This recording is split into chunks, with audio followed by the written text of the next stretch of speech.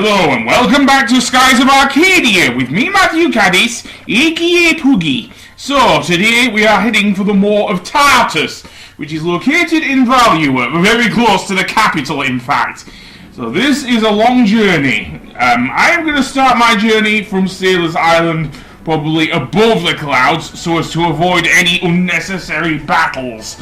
Because when we go through the Maw of Tartas, we will get a good number of battles, seriously. So yeah, and that is going to be, well, a long trek, as we will see. Maybe not as annoying as the Dark Rift, because it isn't like a labyrinth where you have to... Well, I guess it is kind of a labyrinth, but unlike with the Dark Rift, the Maw of Tartas, at least, as a dungeon, doesn't send you back to the beginning if you go the wrong way. So that makes it much less annoying than that. So we are heading for, I guess, the Valuan capital, or close to that, and then to the thing. However, like Fina said, and I will show this in the video anyway, we still won't be able to get in to the Maw of Tartas by doing that. So yeah, and I think I went the wrong way because I'm right over Nasser, which is not great. I want to head towards those dark clouds there. That is definitely Valua. Yes, of course, it is powered by the yellow moon, and indeed, that is definitely where we want to go. So now I want to sink beneath the clouds.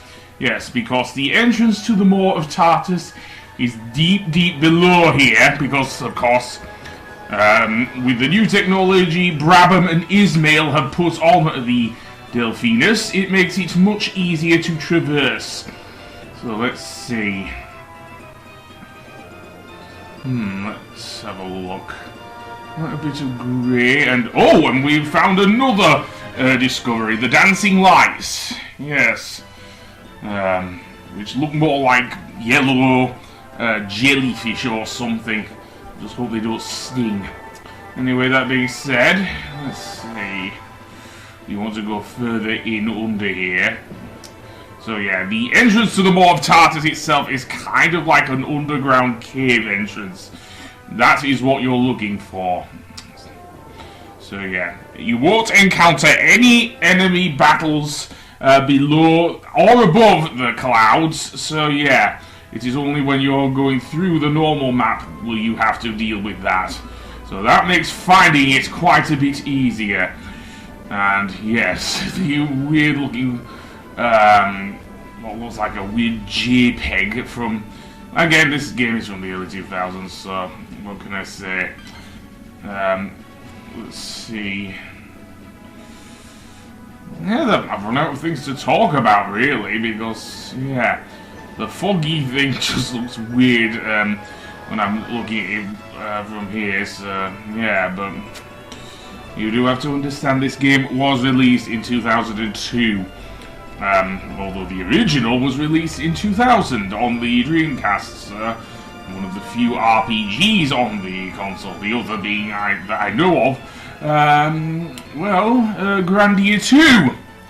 And I do actually have Grandia 2 on a Dreamcast, so I may well consider let's playing that at some point. But for now, let's see, we are still going through the things there, and through here, this archway is actually the entrance to the thing. You can see by the stalagmites, I don't know, but this is the entrance to the Maw of Tartas.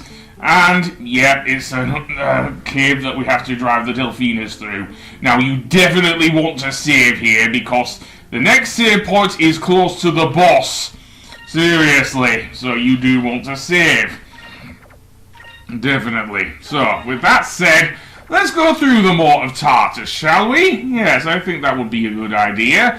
As I say, the main obstacles besides the enemies in here would be the various stalagmites and stalactites that are above the cave and below it. So yeah, you can easily, like the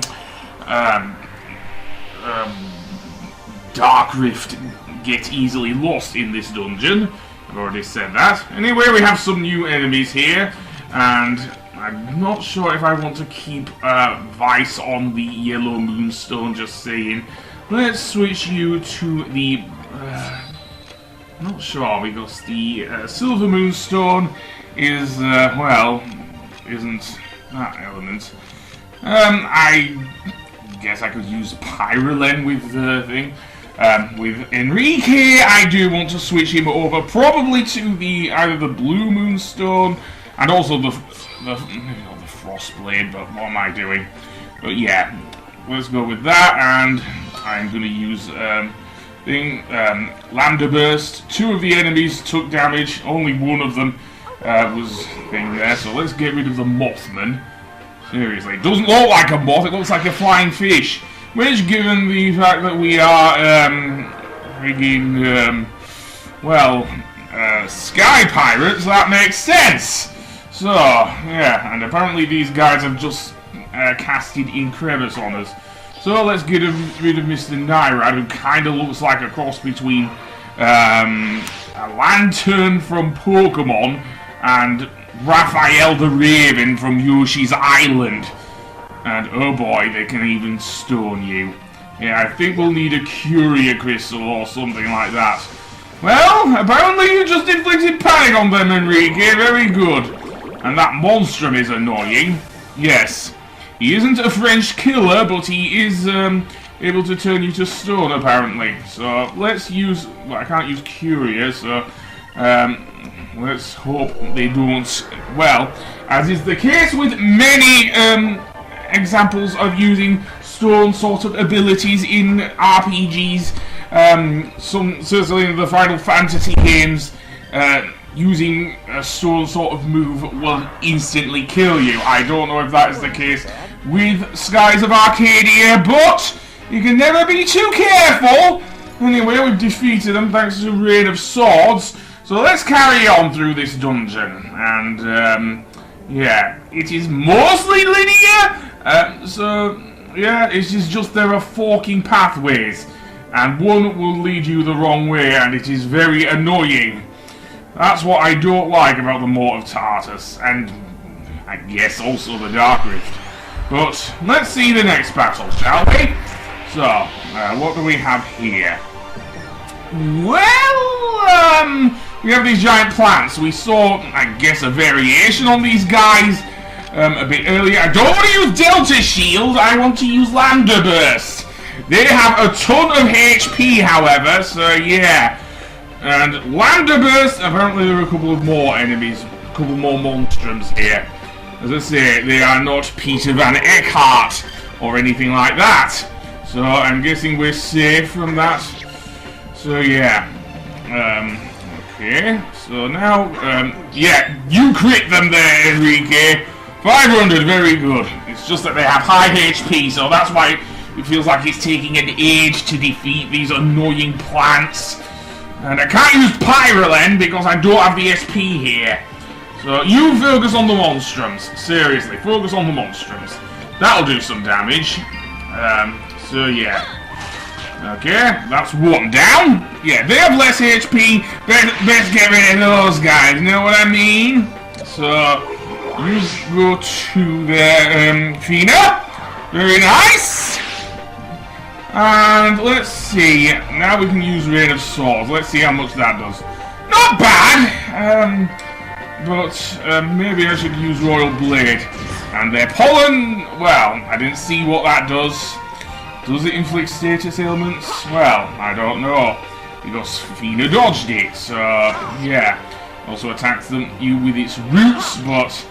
Yeah, okay, so that didn't kill, but, shall I, yeah, I will, but I want to, Crystallis, Webless, no, Electrum, no, I want to, not use, well, maybe use Pyrolen is not a thing, because I don't have the SP here. I suppose I could get a potion, in fact, you do get an item that fully heals your SP, but... I think they're in, like, elixirs in the Mega Elixirs in Final Fantasy games. they are very, very in short supply. So we don't want to think about that, do we? Oh. Suppose I could farm elixirs like in Final Fantasy VII, like with the wolf materia. Indeed, I tried to do that with Ruby Weapon, but there we go. Those give me strength and also, I guess, Crystallis? That's not the best spell, but decent against one enemy. So, crit, and still not enough to... I hate these plant enemies, seriously. Death Blossom. Well, I'm surprised it isn't an instant kill move like Eternum or something like that. So yeah. And shall we go with a Sacrum Crystal? Yeah, I think so. Okay, not going with a What? Okay, make up your mind there, Fina. Seriously, you're being annoying here. Moons give me bloody strength indeed. Anyway, that being said, yeah. I hope that I'm being useful. And on guard, I guess, Enrique. Anyway, that being said, let's see. We are now in this area here. Now, I do want to heal up my party because I did feel that I'll fight a bunch of these guys. Which, yeah, it's like sunfish. I'm not sure. I think I'll just use a Sacrum Crystal to heal everyone up. Maybe a few magic use in case Ica and Fina run short on MP or something, but there we go. So we're continuing through the cave. Again, I'm not a fan of the design of this cave, to be honest. Seriously. It even plays the music from the Moonstone thing there, so yeah. And the Maw of Tartas is very, very long indeed. Seriously. So I'll get into a fight here, and let's continue on. Yeah, seriously. The rate of speed of the Delphinus is very, very slow. I'm not going to beat around the bush. I do not like this dungeon. No, I do not. Especially when we come to one of these forks. As I say, so, are we near a fork? Well, yes we are actually, but yeah. And the amount of fights I get into is insane. So, let's see, what do we get here? Well, we get some more, apparently they're procreated. And now we get another version of these, cross between things. So what are these yellow ones called then? Well, let's see. Okay, so apparently they're weak against fire, which is good for Lambda Burst. So now, do something there. Very nice. Okay, so this one might be an easier fight then. Certainly with those gigantic blossom thingies. Seriously, this is going to be shit. So, carry on. So here is the thing with these forks. One side will lead you in the correct direction. Another side, if you go that way, will lead you to a giant sword-looking thing that looks like you can get over it. However, you can't. No, you cannot, as we'll see in a moment. Because beyond here, there's a sword-looking rock there. And if we try and go over it, nope, apparently the game says no. Okay, so what do we fight here then? Well, let's see. Giant serpent. Just my luck. And I'm guessing like the giant blossoms, he has a load of HP. Yeah, in that case, I may want to use Incrum or something on my party. I don't know, but I think so. So, yeah. Either that or quicker, but I don't have quicker, so... Webless, no. I could use a glyph of speed on my party. That might work. But apparently this guy is called Drakberg. Drakberg? What, you remaking DuckTales with dragons or something? I don't know. Maybe Disney might do that. I don't know.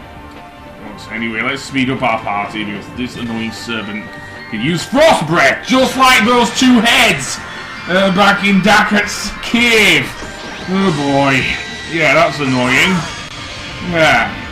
I guess we'll need a Sacrum Crystal here. Seriously. Certainly if he's going to use that. So let's get that. And not bad. Not bad. But this one will take a while. Yeah, it will. Rain of Swords, I'm not sure. No, I'm best just attacking with the thing. So, let's use a Sacrum Crystal. And you, Feeder, I will use a Glyph of Might, yeah, because I don't want to waste. They're a good alternative, I guess, to using Glyphs of Speed and Might and many other glyphs, to using something like a thing if you don't want to waste, as I say, SP when dealing with these gigantic monsters and whatnot. So yeah, keep in mind that I am trying to conserve SP so I can use special moves. So yeah, Glyph of Might. You power up Vice there, Fina, and I shall do something else apparently. Okay, so Terrible Bite. What's that do? Well, apparently it mauls. Yeah, seriously, that looked like it hurts. And it inflicts fatigue on you as well! Bloody hell, I'll have to use a Sacrum Crystal again. Or a Sacrum itself, so... Not Sacrum, Curia Crystal. I only have one Curia Crystal, so I'm going to focus on using Glyph of Might on Enrique, and maybe using Curia with Fina there, if I can. If I only have one. Yeah, you do it quick enough. Okay, apparently I don't want to use the thing, so let's focus on Royal Blade. It's, despite the fatigue, apparently it did over 1200 damage, thing. So, why don't we do the same with, Enrique then? Have him get an attack boost. And then, well, we can certainly, do this. Nice one! Yeah, this is why I love Incrim in this game, seriously. Decent buff as well. And basically, Glyphs of Might basically give you Incrim without the problem of using so much SP. So yeah, the game does not allow you to go past this giant rock here. Very annoying. So, I am going to have to go all the way over to the left here and go up that way. Which is very annoying to do, given how huge this area is! Seriously, this is absolutely huge area! Right, so, let's carry on, and yes, I sped this up. This is annoying, so, yeah. There we go, some more thing there.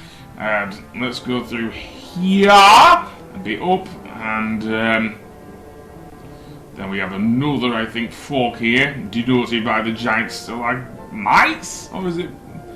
I'm not sure now. Because we have nothing here. And this confused me quite a bit here. Because we have the crystal there. I think I went the wrong way, but that's just me. This is also... Well, this isn't where the boss is, but we can't do anything with this crystal. Okay then, we're back. So, where do we want to go then, in order to proceed down here? Because, yeah, this place looks like a dead end.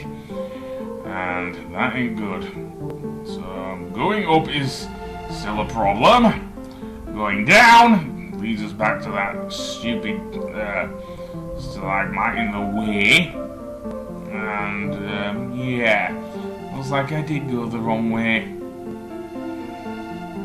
Which is very annoying because I do not, again, I do not like the thing, but let's see. Yeah, there's an outcropping there beyond the thing, but there you go. So it looks like we do have to go back, which is really annoying. Either that or, yeah, let's just skip ahead because, well, I'm fighting another freaking serpent. Or serpent. Or maybe not, I'm just running away. Well, yeah. This is what I mean. So I decided to go back. And let's see where else we can go then. In this stupid cave. Because I think I skipped ahead here. But never mind. I honestly don't like this. And to be honest, my commentary would have just been repetitive. It already has been somewhat repetitive this episode. Well, never mind. When you're close to where both the yellow moon crystal and the boss are, you will see a save point. So that is your thing, as I said before. So let's see. So now we are on the other side of that one there. So yeah. As I said, probably not a good idea to use this as a walkthrough. Anyway, that being said, there finally is the save point, and on the next episode we will face the boss. So until then, I will see you later. Goodbye!